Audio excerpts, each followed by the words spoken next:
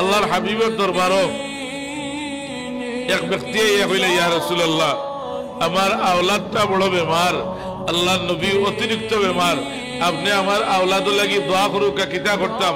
হুজুরে ফরমাইলা তুমি আল্লাহর ওয়াস্তে গিয়া সাধ্য আনমান গিয়া তুমি সদকা করো। সাহাবী গিয়া সদকা করলা, বাদর দিনে কইনি ইয়া রাসূলুল্লাহ বেমারের মাত্রাটা আরো বাড়ি গেছে।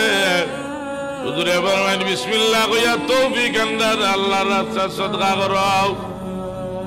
2 নম্বর দিন সদকা করিয়া ইয়া কইনি ইয়া রাসূলুল্লাহ বেমারটা আরো বাড়িছে।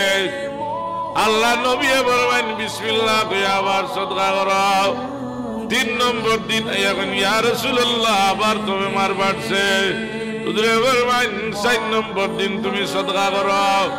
4 নম্বর দিন সদকা করিয়া আল্লাহর নবীর দরবারে বাদর দিন আইছেন। হুজুরের গেলা সাহাবীরে তোমার বাচ্চার অবস্থা কিটা? বলে ইয়া রাসূলুল্লাহ আমি 4 নম্বর দিন সদকা দেওয়ার বাদে আল্লাহর হাবিব আমার বাচ্চার বেমারটা বালাওয়া শুরু হয়ে গেছে। আল্লাহর হাবিবে মানে বলার মুখ কইল 4টা। কোটা চাওল বলার মুখ কইল 4টা। আপনি 4 বার সদকা করেন, সদকা দু তারুল বালা।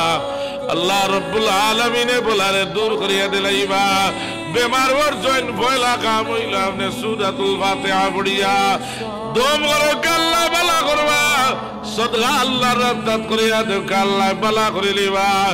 এমন এক জিনিস সদকা হাসানা দুনিয়ার কোন ঔষধেই তার লগে কাম লইতে পারে না।